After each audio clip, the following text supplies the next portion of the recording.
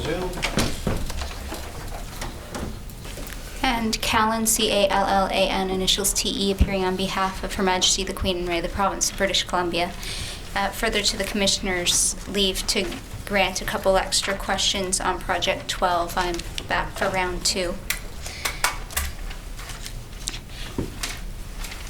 Mr. McDonald, if you could turn to map 9A, which is at M21 of Project 12, which is Exhibit 735, I believe. Yes. Over the lunch hour, you had a chance to review this map. Yes, I did. Okay. Are you in a position now to agree with Dr. Johannes's conclusions based on what he's wrote on this map and the chart at the bottom of the page?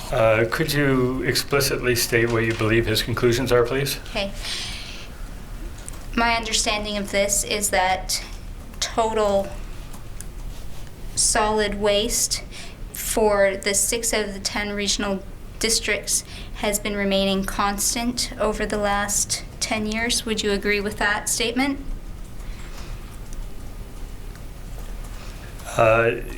Generally, I would agree with that statement. Yeah, it looks like 1990 was a little bit higher.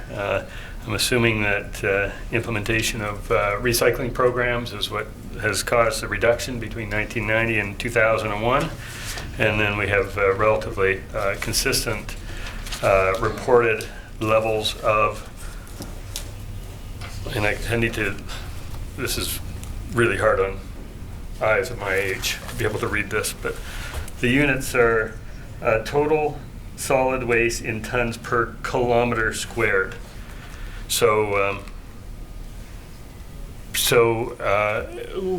that doesn't mean the total amount of solid waste is the same or consistent over that period. It just means on a density basis. So if, for example, there was increases in the amount of developed area within the Lower Mainland or within these regional districts, we could have seen net increases in the amount of solid waste that was being dealt with by each of the regional districts. But the units that he's used here is normalized to kilometers squared. And that's what is reported and is shown to be consistent over the last 10 years. Now, if you could turn to map 9B. Yes. Okay. And this is a measure of liquid waste from wastewater treatment plants in the Lower Fraser River.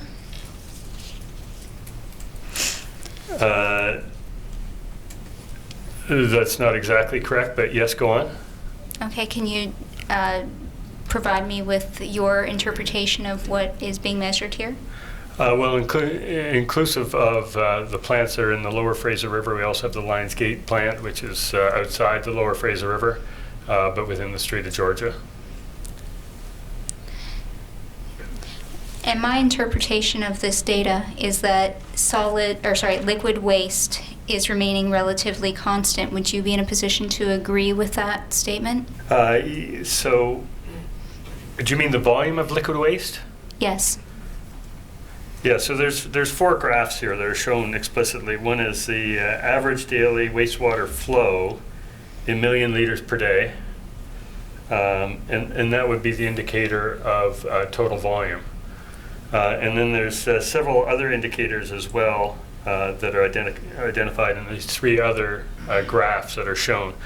And yes, I would agree that the volume of wastewater appears to be consistent throughout the time period of 1997 through 2009 in this case.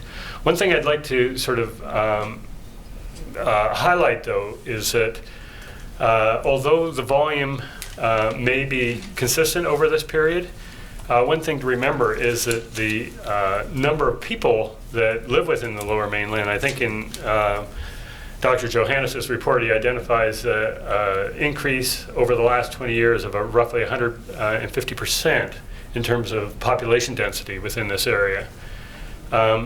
People generally produce the same amount of, I doubt that the amount of waste that people have created has been reduced over that period.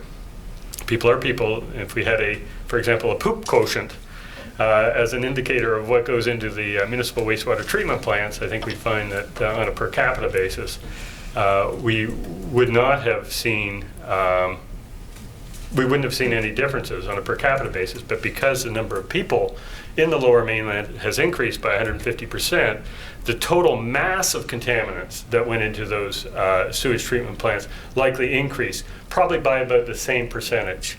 And that's particularly important for things like the water-soluble contaminants. We talked about some of them yesterday that didn't get associated with the particulate matters and would have been discharged now 10 years later at higher concentrations, probably over the last 20 years, concentrations that have increased by 150% if it's a linear relationship.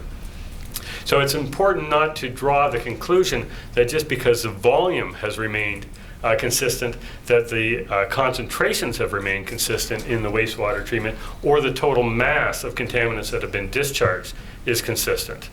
But you have not measured that? That's correct, I have not. Okay, so you're not in a position to say if that's likely or not. It's just a possibility or a hypothesis. No, I think it's likely. In fact, it's highly unlikely that the concentrations would have decreased as a result of. We know that the population has increased. We know that for a fact, and we know that the effluent volume has remained the same. So the mass to the sewage treatment plants must have increased, and therefore, if the volume is the same that's been discharged, then the concentrations must have been higher than they were previously. Or the alternate hypothesis would be that the wastewater treatment plants are more efficient at removing contaminants than they were previously, and that the technology is improving. Well, those contaminants, they don't disappear. So either they go out in the liquid effluent or they go out in the biosolids. If they go out in the liquid effluent, they go directly to the aquatic ecosystem. If they go out in the biosolids and the biosolids are used in treatment, in applications in uplands for agricultural purposes or for other purposes, then those contaminants are then available still for being washed into aquatic systems. So it's not like those contaminants have disappeared. They've just been treated potentially differently. Or they could have been treated by oxidation reduction or by another chemical process to make them into an inert compound? Well, things like metals, that doesn't work. Sewage treatment plants don't change metals. For example, they don't change dioxins and furans. They don't change PCBs. Those things those kinds of contaminants are inert, relatively inert. Metals, particularly, don't change. They can change their form, but they don't go away. And certain things like the persistent bioaccumulatives, sewage treatment has very little impact on those. So it's highly unlikely. There are certain things that may have been degraded, but it's highly unlikely that many of the things we're talking about would have undergone that fate. But again, you haven't done actual research into this subject, so you can't actually speak with certainty on that. No, not for these particular discharges. Once again, I talked yesterday about the work that we've done for the U.S. Fish and Wildlife Service to evaluate biosolids that were being released into the National Wildlife Refuge System. And in those, as we looked at the data for those biosolids, we saw relatively high concentrations of many of the contaminants that we're talking about here. And so, like you say, I didn't look at this for the Lower Mainland sewage treatment facilities, but this type of technology is relatively consistent across North America. So I would not expect to see large differences. Those are my questions. Thank you. Leader Initial T appearing for the Conservation Coalition. The recommendations contained in your report, Mr. McDonald, and I am about to draw your attention to page 141 of your report. The bullet at the top of the page, which is your recommendation number 6, deals with a suggestion that there be coordination among government agencies to ensure that the requisite data are being collected.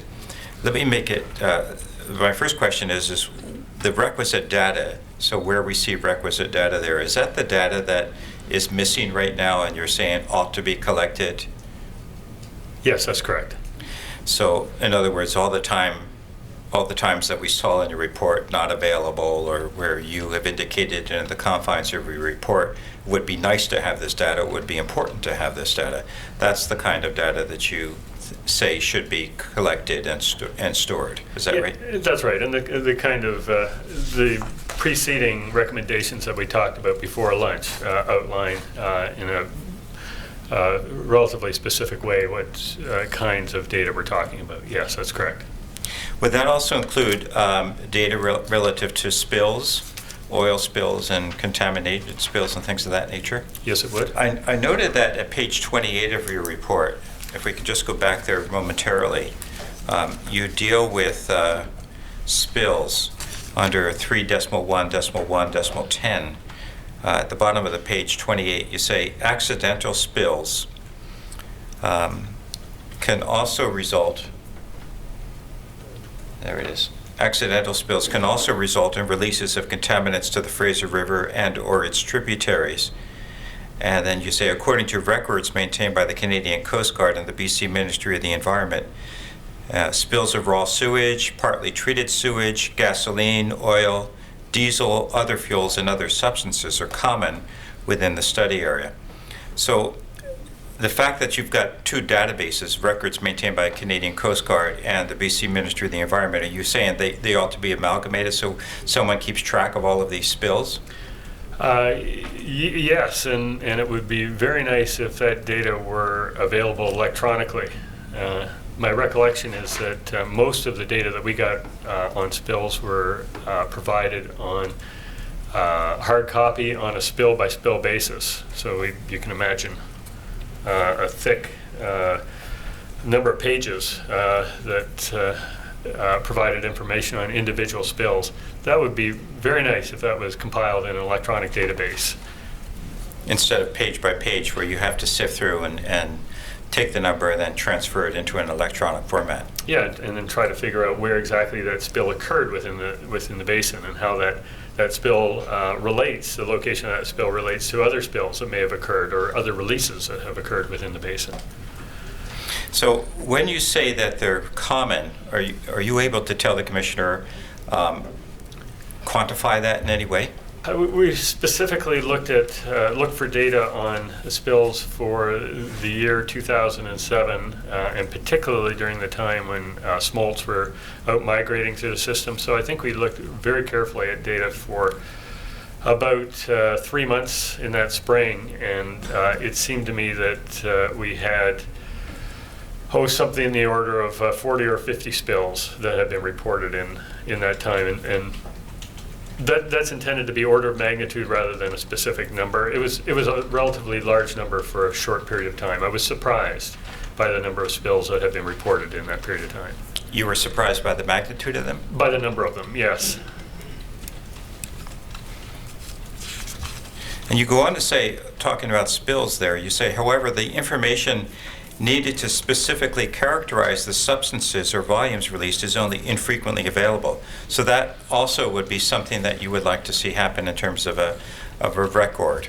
That's correct. Yes, frequently that information on spills indicated that the spills was an oil-like substance or an oily substance, for example, and didn't really provide an indication if it was a specific type of diesel oil or some kind of a used motor oil or something like that. So having a clear idea of exactly what was released and what contaminants could be associated with the material that was spilled is frequently difficult to determine. Mm-hmm. In other cases, jet fuel B, for example, and a specific amount of liters would be reported, but it was a variable in terms of how that reporting had been done. And it was during the course of your reviewing those spills that you came to the conclusion that there wasn't that large spill of a substance that would be responsible for wiping out the entire run. That's correct. I suppose, and you may not be able to answer this, but I'm going to ask you anyhow. It's one thing knowing about these spills and knowing when they occur. It's another thing to know what, if anything, is done about the spills. Is that within your area of expertise about what gets done about spills and how that's handled, how it's reported? Most of my work on spills is done in the United States. All right, so you don't have any expertise in what occurs to spills once it happens in Canada or the Fraser Basin? Not really. Most of my work is large oil spills, and so what's being done on smaller spills of the kind that are reported sort of at the frequency we talked about is not something that I have intimate knowledge of. You wouldn't be able to comment to, for example, to answer me this, that in your opinion, is the province of British Columbia and is Canada prepared for a large oil spill if one were to occur in the Fraser Basin? It's hard for me to comment on that level of preparedness. Going back now to the recommendations, I just want to finish that item 6. You're not the first scientist who has told us that you would like a single database or compatible multiple databases. What is the significance of having just a one-stop shopping for a scientist? Well, it ensures access to information. And if it's one-stop shopping, it's access to the most comprehensive data set that's available. And that's, for a scientist, that's very important. It allows you to understand what is known and also what is not known, what we have data for and what we don't. And so that can be very, very helpful in terms of determining whether or not we have the information that needed to answer a question, and then also being able to determine what information needs to be collected to answer certain questions that may get posed. Your next recommendation it deals with research programs, and you have something that you introduced here that's novel. So to some of the recommendations, you call for some international collaboration on research programs dealing with these contaminants of emerging concern and the endocrine disrupting compounds. What led you to make that suggestion that these should be studied on an international level?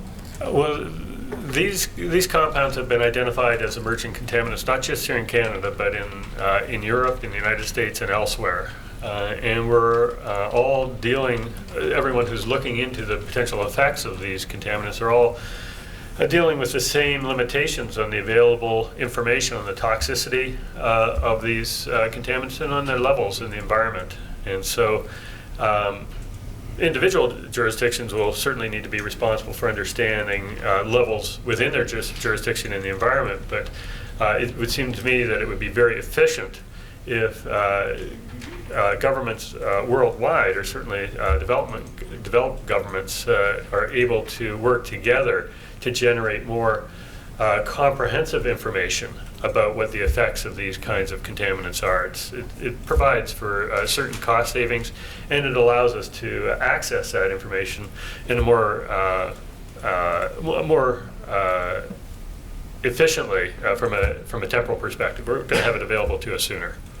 As a toxicologist, do you attend conferences from time to time where these substances and emerging contaminants are discussed? Yes. And at those kinds of conferences, scientists share information and exchange studies, and that furthers the nature of science, does it not? That's correct. Your recommendation number 8 deals with more studies to deal with the interactive effects of contaminants. This is some of the discussion that we had earlier, the synergistic effects. Is that right? That's correct.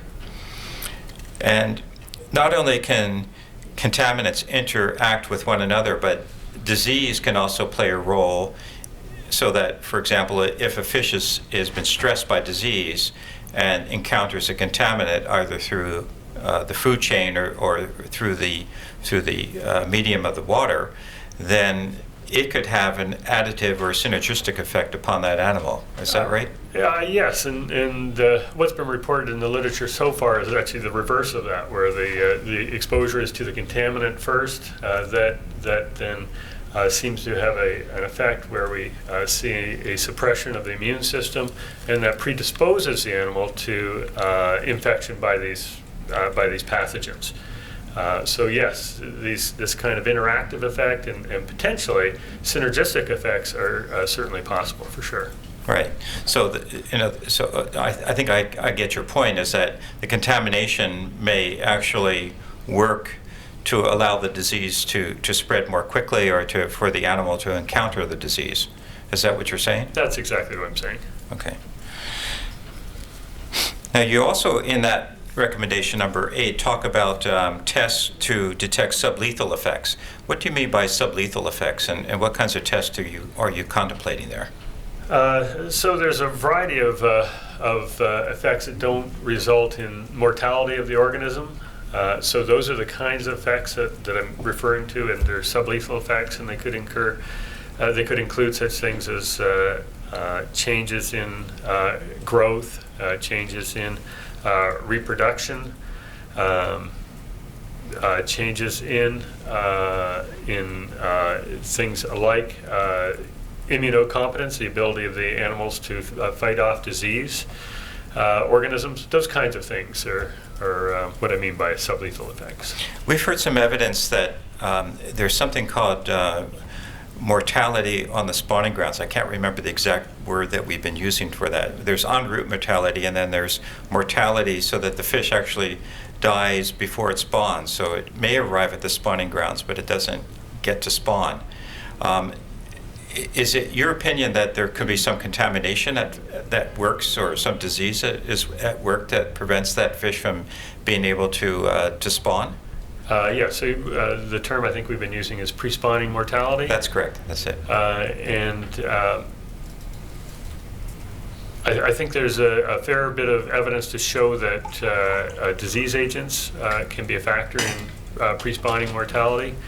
I don't know what we have available right now to demonstrate that contaminants contributes to that, but that's one of the areas of research that I think would be fruitful as we move forward. And then finally, under your recommendation number 8, you draw reference to that toxicogenomic approaches that we discussed earlier, and you see this as an emerging field that might help us understand the role of contaminants and how it's affecting the fish. Yes, I'm very interested to see how it relates to sort of our more traditional approaches to toxicity testing, and how it may allow us to predict effects more efficiently than what we're doing right now with the tools that we've got available. Deals with fish processing plants.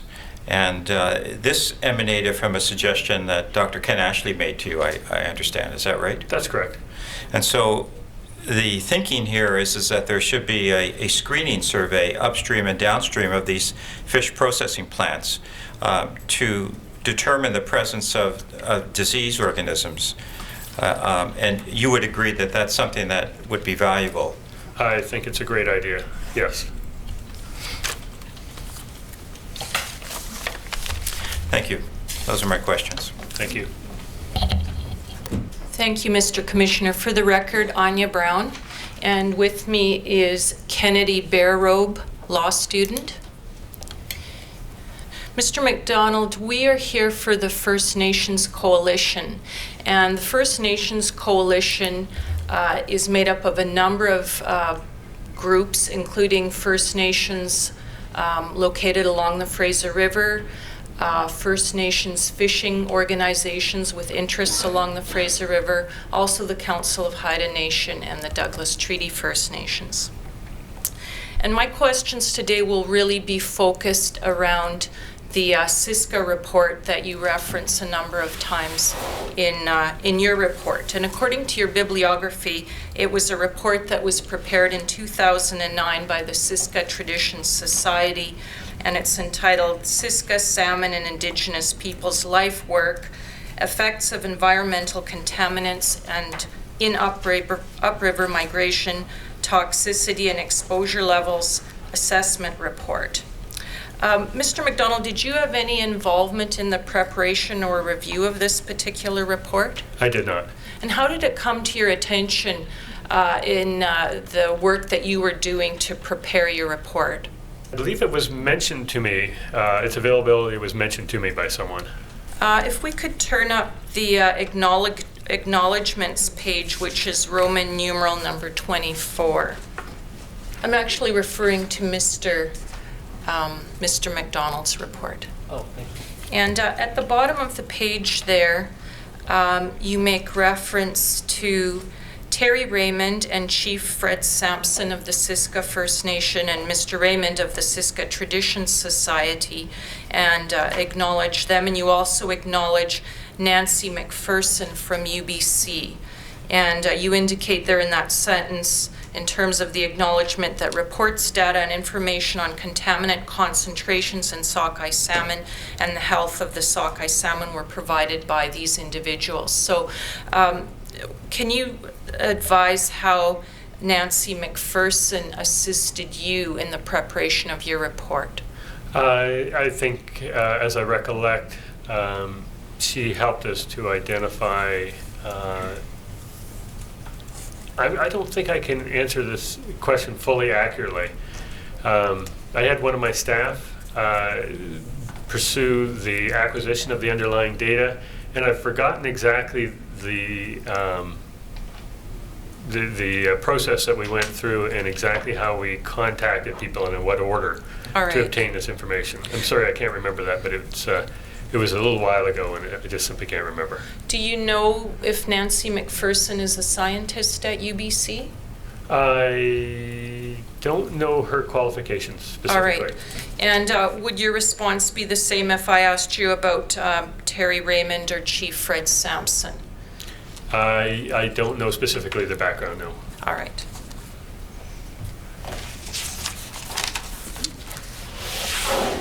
Now, if we could turn to page 70 of Mr. McDonald's report, please. And this is part of your chapter 5, which is the evaluation of contaminants of concern.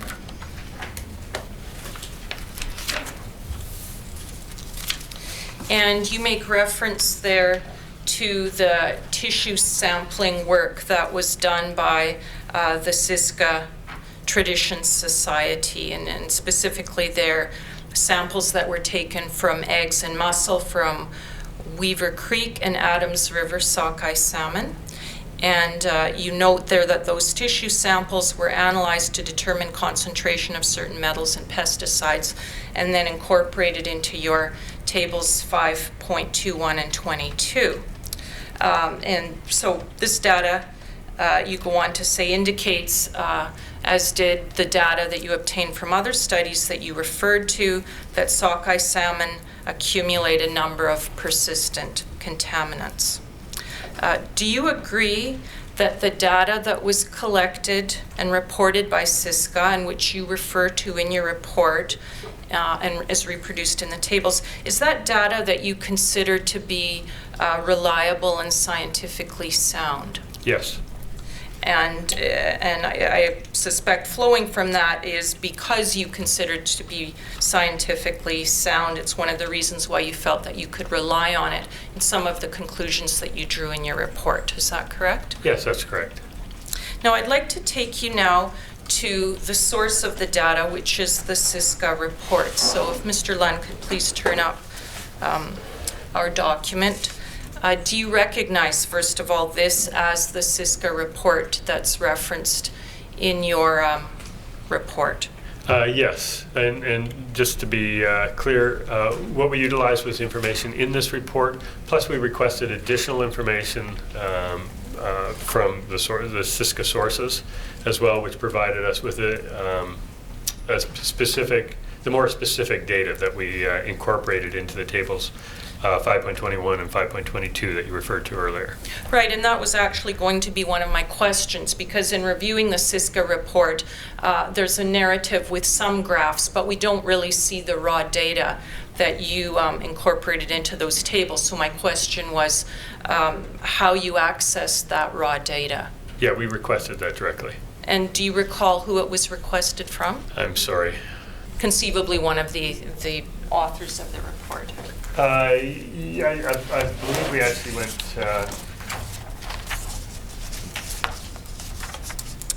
If I can assist, the second page of the report indicates there who the report was funded by, and that it identifies some of the collaborators. So it identifies members of the Siska Indian Band, which is actually located near Lytton, and this Indian Band is part of the Nlahakma First Nation.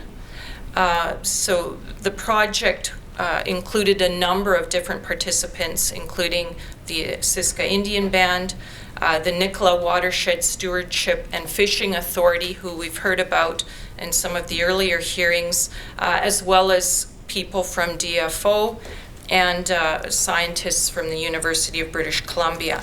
And about mid-page there we have the research team identified, which includes Chief Sampson, Terry Raymond, and Nancy McPherson, who we know from your acknowledgements is somebody associated with UBC. When you look at the names of the research team, Mr. McDonald, is there anyone there that you can identify as a scientist? And by the term scientist, I assume you mean contemporary Western scientist. Thank you for clarifying that. Yes, I do mean a Western trained scientist. And the reason I bring you there is simply to see if that assists you at all in answering the question as to who you might have obtained the raw data from. Right, and I don't know specifically the backgrounds of any one of these people on the research team. All right. If we could have page 35 of the Siska report, please.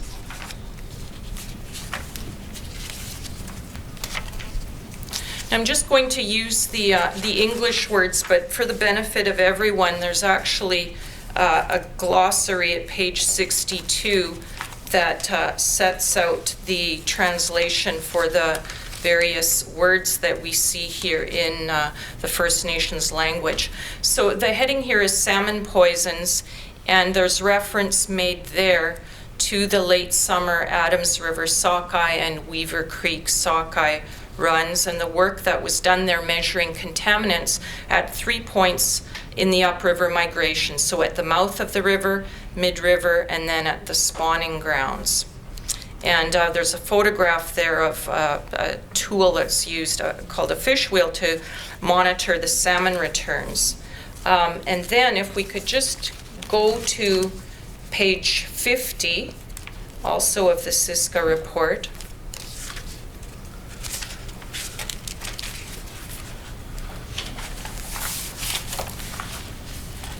These are two graphs which, if I'm reading them correctly, depict the results of the work that was done in terms of the tissue samples obtained from the Weaver Creek and the Adams sockeye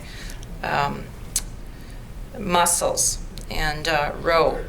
And my question is whether this work that's described here in brief on pages 35 and 50, if the results of this monitoring work and the resulting data is what we see in your report, and in specifically the raw data that we see in tables 5.21 and 5.22. Yeah, I believe that it's consistent with the data that we've used. Again, we relied upon the data that was applied to us in spreadsheets rather than interpolating from these graphs. And so to the extent to which those spreadsheets agreed with the data that were on these graphs, then they will be the same information. Now, if we could go back to Mr. McDonald's report at page 118.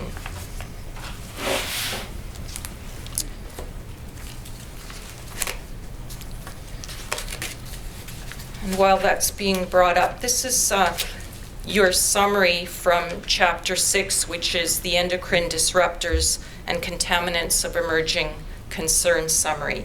And I'm going to the bottom of the page, and Mr. Leedham brought you to this earlier, and it again makes reference to the Siska Traditions work and some of the physiological indicators there that reveal changes in length, weight, and girth of the salmon, observed changes that had occurred over the last couple of years, also changes to the skin condition, and also feminization of one male sockeye. And what's indicated there in your report on the top of page 119 is that such changes in physiology are not unlike those that could occur in response to endocrine disrupting compounds and or other contaminants. So in other words, does that mean that these compounds or contaminants could be what caused the changes in the salmon physiology? Caused or contributed. Right. Yeah. And this is the part of the SISCA report that summarizes endocrine disrupting compounds and the work that was done in that regard. So mid-page it says there that the SISCA compared DNA and genetic makeup to the physical appearance of 80 sockeye, and they also looked at 80 spring salmon.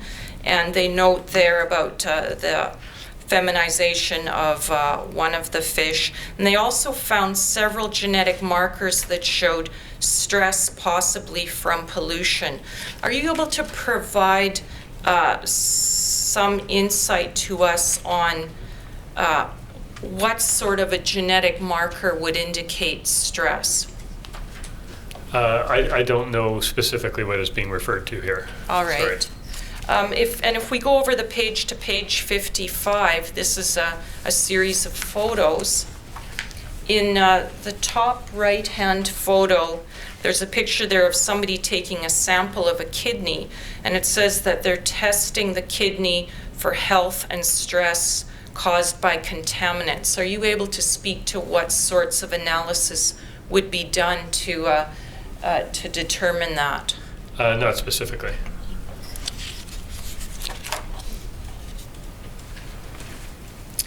Now, if we could go back to Mr. McDonald's report, this time to page 137, please.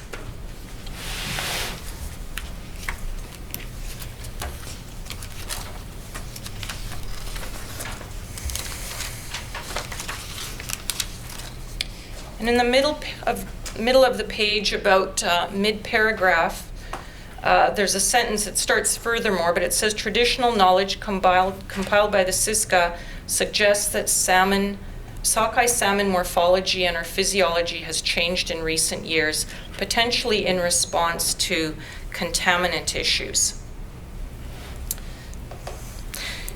Do you also agree that one of the other factors that could cause change in physiology or sockeye salmon morphology could also be increasing water temperature? Yes, I do. So exposure to, or possible exposure to contaminants is one of the possible factors that could cause that sort of an observation. Is that correct? That's correct. And now, Mr. Lund, if I could ask you to once again go back to the SISCA, please, and this time to page 31.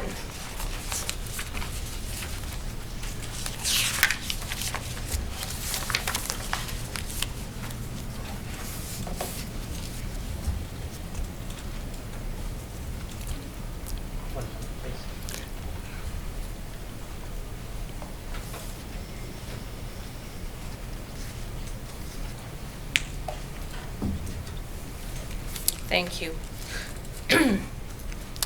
And this page here shows excerpts of observations made by various individuals with respect to changes that have been observed in salmon quality. So an individual named Glenn Michel refers to his belief that the salmon are less healthy because of environmental factors, and he refers to pollution there and says, who knows what's actually going into these rivers nowadays. Mid-page, there's an observation about a change in water temperature where this individual observes that the water has gotten warmer about 5 years ago, and she observed about 4 years ago that the fish looked like they were cooked from the warm water. So there's reports here about changes observed in the salmon quality, which appear to coincide with observed increases in water temperature. And if I heard you correctly, but just to confirm, do you agree that there may indeed be a cause and effect correlation between those sorts of observations? So increase in water temperature, changes in quality and appearance of fish? Yes. Are you able to comment at all about the SISCA study from your point of view as a scientist? I was very impressed with what I saw. And what impressed you with it? The breadth of the study and the care that was taken to generate the kind of data that were generated, And importantly, that the data were generated here that have not been generated by others who have been looking into issues related to the salmon. So this was a relatively unique study and very helpful to us as we were doing our evaluation. So it would be one of those pieces of work that helped fill one of the many gaps that you identified to us earlier. Yes, that's correct. And would you agree that one of the strengths of the SISCA study is because it represents a collaboration between First Nations traditional knowledge and expertise, particularly in terms of the continuity of the information and observations, some of which would have been gathered over perhaps decades of time. So what we have is a collaboration between the First Nations knowledge and expertise and Western scientific training and expertise. My experience in other areas leads me to believe that kind of a bringing traditional knowledge together with contemporary science helps to improve our understanding of environmental issues, effects of anthropogenic activities, and potentially how best to deal with those as well. So that kind of a cooperative approach to looking at these kinds of issues is, in my perspective, very, very helpful. Right. And to use a term that we've been using today, but in a slightly different way, would you agree that combining forces in this way really results in a synergistic effect? Yes. Yeah, you typically have a better or a more complete understanding of the problem. And of course, when you have a complete understanding of the problem, your potential for developing a solution that is going to be effective is that much greater. Right, so you'd agree that more collaborative studies such as this would be of benefit to better understanding Fraser River sockeye salmon? Yes, I do. Could the SISCA study be entered as the next exhibit, please? Exhibit 836. Now, I'm not going to take you to it, but the SISCA report at the end makes a number of recommendations, including that because of their knowledge and expertise, they ought to be included in planning and stewardship and management of the salmon resource. And I take it based on your earlier evidence that that's something that you would agree with. Do you agree with that statement? Yeah, I believe that's the recommendation number 6. Well, yes, indeed. It's one of your recommendations, and interestingly, it's also one of the recommendations that's made in the SISCA report. So you're of one mind on that. If I also heard in your evidence earlier today that one of the strong recommendations that came out of the work that you did with the Northwest Territories First Nations was that fish monitoring should be conducted by those living in the area and by those who are most impacted. And then you went on to say that this same approach or model is one that should be applied on the Fraser River, and I think you gave reasons of cost savings, timeliness of data, and that it makes sense to have it collected by the people that are best placed to do so. Did I capture your evidence correctly in that regard? Yeah, I think that was a good summary. Thank you. All right. And I believe I heard you to state, but just to close off by confirming this, would you agree that First Nations involvement would be an important and useful component of the recommendations that you made at pages 140 to 141 of your report? Here I go a little further and say that it's essential. Thank you. Those are my questions. Thank you, Mr. Commissioner. I have a couple of re-examination questions, and then I think we are complete for the day. I just have a couple. Yep. If you want me to do those now or wait until you're done? Okay, I'm sorry. I apologize. I have a couple of questions. I could do them after you're done or do them before. course. Right, thank you. I just wanted to take you to pages 140 and 141 of your report, Ms. McDonald, and this is the recommendation section that Mr. Leadham spent some time with you on. And I'm just asking these in terms of just for clarification and understanding. Do I understand that on page 139, I'm sorry, I meant to include that, on page 139, just at the top, there's in the middle of that what's left of that paragraph, it says, however, it is a strong possibility that exposure to the contaminants, etc. And then you give the bullets below that. Do I read that in the context of your recommendations? In other words, in your recommendations, you are setting out a long list of things that should be done, including the gathering of data, the type of data, and how that data ought to be inclusive rather than exclusive, and those kinds of things. Do I read that statement in the context of what needs to be done with respect to reaching a conclusion around your study? Yes.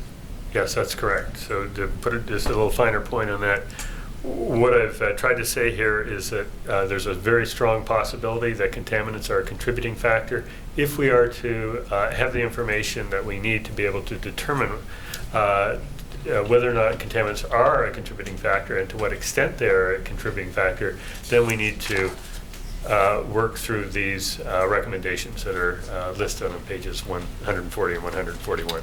Okay. And insofar as the players who might be involved, Ms. Brown just discussed with you the First Nations involvement.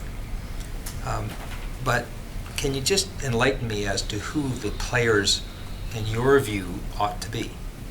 Yeah, so the federal government will clearly be a player. The provincial government, the First Nations governments and organizations, and I've used this term regulated interests, and I've used that sort of carefully to be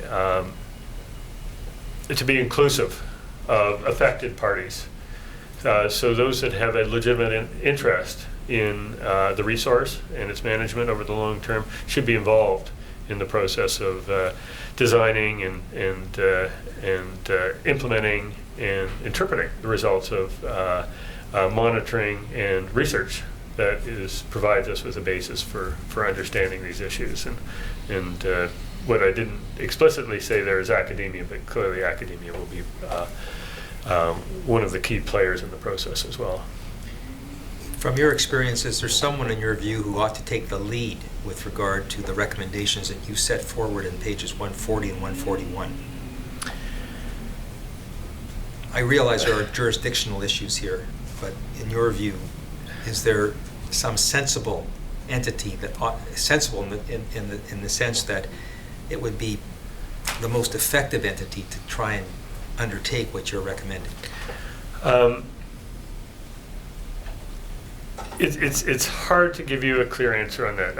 In my mind, I think that the federal government could play a leadership role in terms of bringing together the organizations that need to be involved in that process.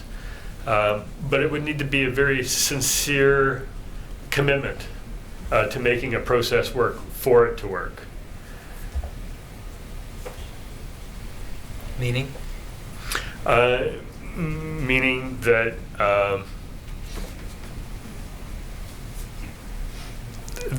that there needs to be a real interest in getting the data that are required to answer the questions. That needs to be the primary purpose of whatever leader takes on this process. There's a lot of other agendas, of course, that go with salmon management, environmental management. This has to be a very clear agenda for whoever takes this on. This agenda being the most important to them. And I take it from some of your earlier answers that you would include both marine and freshwater data. It's clear that the animals start in freshwater. They spend 2 years. They spend 2 years generally in salt water as well. If we look at one half of the equation or the other half of the equation, we'll be left with data gaps. So looking at freshwater and marine environment together in integrated studies is going to be the most effective way of getting to the bottom line. At the top of page 141, I think that was the bullet that you and Ms. Brown were speaking about a moment ago, unless I misunderstood. She talked about collaboration and those kinds of things. I wonder, Mr. Lunn, if you could bring up in the CISCA report, which was now marked as 836, I believe, page 31.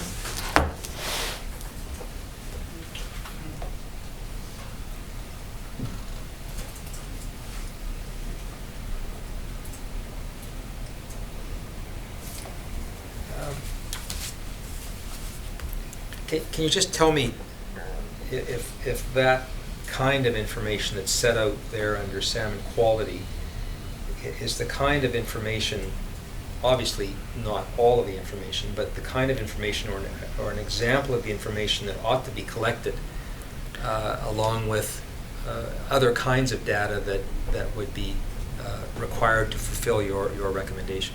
Yes, that's the kind of information that is very important.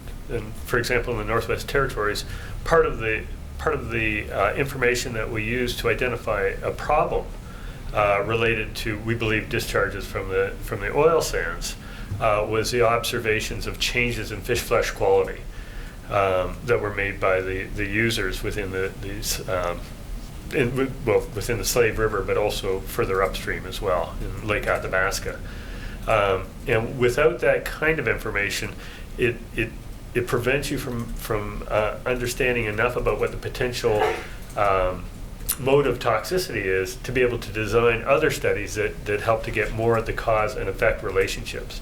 So these kinds of observations are, in my view, critically important to be able to include in the basket of information that we use to try to solve this problem. I'm not sure, I haven't, my eye didn't find it in your report, but it may be covered there.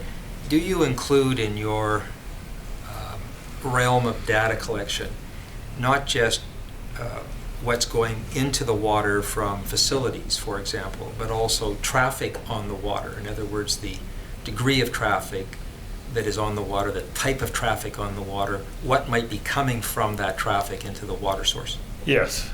So we've talked a little bit about non-point sources in the report, and I think yesterday I referred to things like bis-2-ethylhexyl phthalate, which is associated with outboard oil. Particularly, that's one of the things that is associated with that density of use or traffic within the water body. One of the other things that I brought up was tributyl tins or organotins, generally as a group, which are used as anti-fouling paints on the bottom of ships. So those are the kinds of indicators that we can use to get to the sense of the density of traffic in the water relative to contaminants. There's some other, of course, effects associated with traffic on the water in terms of how that might affect salmon migration or things like that, or habitat use specifically. But my comments were primarily directed at contaminants. And is there a table that addresses those contaminants broken out in terms of traffic on the water? No, not specifically, no.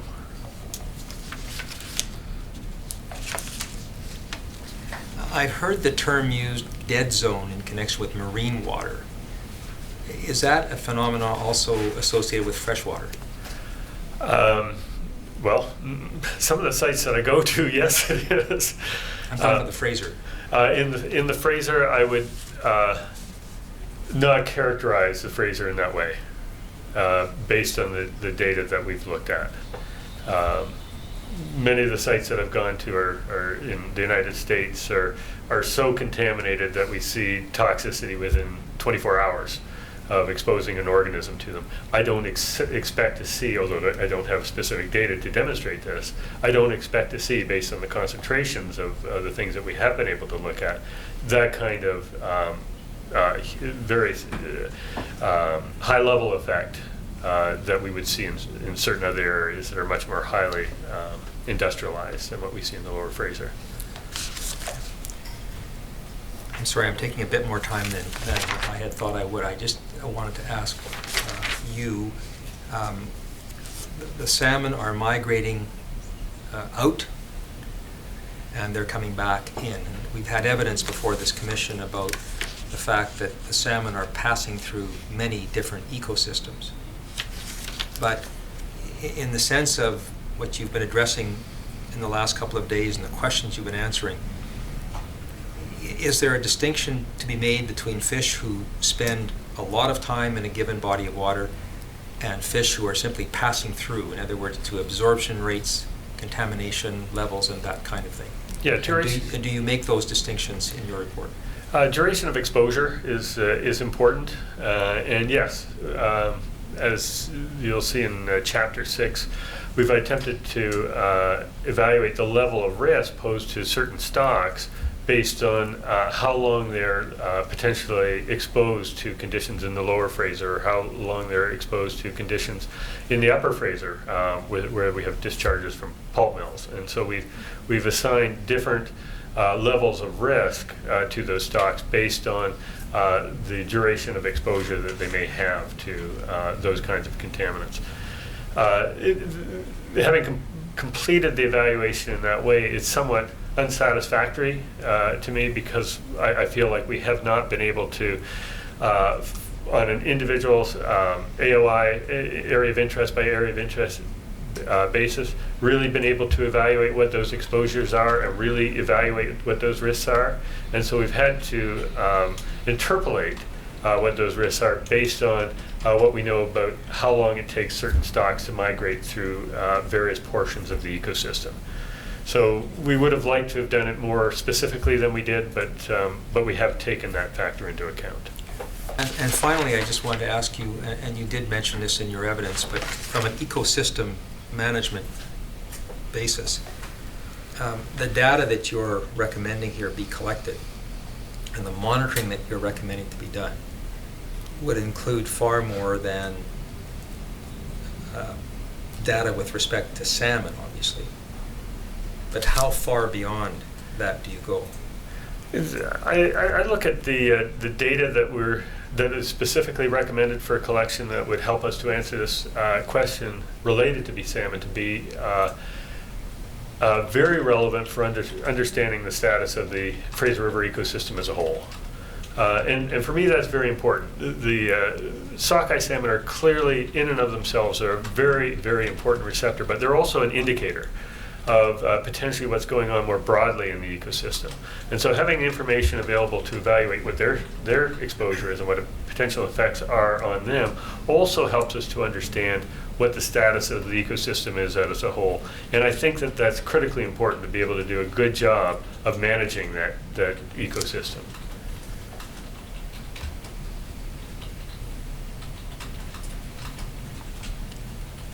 Yes, thank you for answering my questions. Council may have something arising from your answers, and if they do, I invite them to let me know. If not, Ms. Baker, I turn it back to you. Everybody's nodding or shaking, I guess, their heads, so I'll proceed with my re-examination. I only have a few short questions. When Mr. East was asking you questions yesterday about how the different guidance levels were developed, he asked you some questions about what species were used in developing those standards and what kind of tests and experiments were done on different species. And he asked a question which I can actually bring up on the screen. Do you have yesterday's transcript available? Yes, I do. Okay.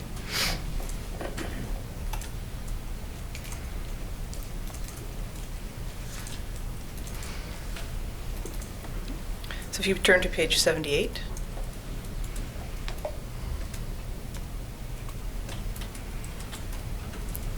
At the bottom, there's a discussion that you can see typed out here about the different guideline documents, and then at the bottom, page 40 or line 45, the question is asked. He says, and also often I like to think, as I understand it, the aquatic organisms used for the testing aren't necessarily salmonids. These are guidelines that are developed for other types of species. Is that rainbow trout, for example, or fathead minnows? And then you describe how the guidelines are developed. You remember those questions? Yes, I do, and this is always the embarrassing part where you get to see your own words in type again. Well, they look pretty good to me. I don't think you should be embarrassed. But I just wanted to ask, is rainbow trout actually a salmonid species? It's Oncorhynchus micus is its actual name, and so it's one of the salmon within the same genus that the rest of the salmon are, yes. All right, and it's one of the species on which various evaluations have been done in developing the guidelines? Yes, that's correct. Then Ms. Callan for the province asked you some questions today about a number of things, but one of the documents she took you to was Varon, a paper by Varon and Peter Ross in 2004. You remember that? Yes. And then later on in her questions, she put a sentence to you and asked if you agreed with it, and then she it was taken from that document, but she didn't actually take you to the document when she asked the question. And I think the reference on the record might be to page 6, but I'm not sure that's the right page number. I think it should be Roman numeral 11, and which is the CAN number 11. So there's the document on the screen. It's Exhibit 834. You see that? I see it, yes. Okay, so if we turn to CAN 11, Roman numeral 11, you'll see just about a quarter of the way down the page, you'll see the phrase, the majority of current use pesticides registered for use in BC. You see the marker is hovering on the margin right around that line? Yes, I do. Okay. Now, Ms. Kellen asked you if current use pesticides registered for use in BC tend to have shorter half-lives, are generally non-bioaccumulative, and are for the most part less toxic than their predecessors. You remember being asked that? Yes, I do. All right. First of all, she didn't ask you if she didn't put the qualifier of the majority of on that phrase when it went to you in the first. So that's my first point. And you answered that you agreed generally with this phrase, but you put some qualifiers on it. And I just want to ask you: you would agree that the majority of current use pesticides have shorter half-lives and are generally non-bioaccumulative, I take it? When I was answering that question, what I had in my mind was specifically organophosphate pesticides, which was one of the examples that she had provided previously. And so my answer was really related to the contaminants or the in-use pesticides within that class. Okay. Now this paper was written in 2004, so that's already 7 years ago. Hasn't the scientific knowledge changed as to the current use pesticides? Would you agree that science would agree that they all now have shorter half-lives, are generally non-bioaccumulative, and are for the most part less toxic than their predecessors? It would be nice to have a specific list of contaminants that we're talking about before we draw those broad generalizations. All right. And do you understand that the toxicity levels of current use pesticides is something that science is now starting to learn more about? You couldn't make such a broad generalization about current use pesticides being less toxic than their predecessors? Yeah, and that's exactly why I brought up the example of pyrethroid pesticides as something which were considered to be lower toxicity than some of their predecessor, but what we're finding is that they're actually explaining much of the toxicity in some of these small urban streams. In fact, they're predicting toxicity better than anything else in these small urban streams among the very broad list of analytes that we're measuring. Yeah, the last half of that statement, I hope I said that I did not agree with. All right.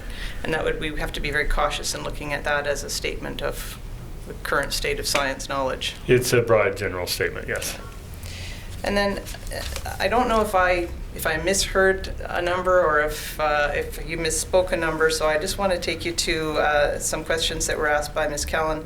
And unfortunately, I don't have the reference page number, but you'll remember being asked questions about a statement in your report where water quality improvements since 2003 were you discounted the improvements in water quality since 2003. You remember that line of questions? Yes, I think what I said was that we were uncertain that those apparent improvements in the water quality index that we observed were real improvements or ones that were an artifact of the fact of the data that were available, where we believed that a certain portion of the data for some key sites were being housed in other places rather than in the EMS database. Right, and I heard you say that it was in 1993, that was the year when collection and maintenance of that data moved to authorities like municipal authorities. And I don't know if that was what you said or if I heard it wrong or if that's the right date. Oh, it's very likely that I said it incorrectly, but the correct date is 2003. All right, thank you.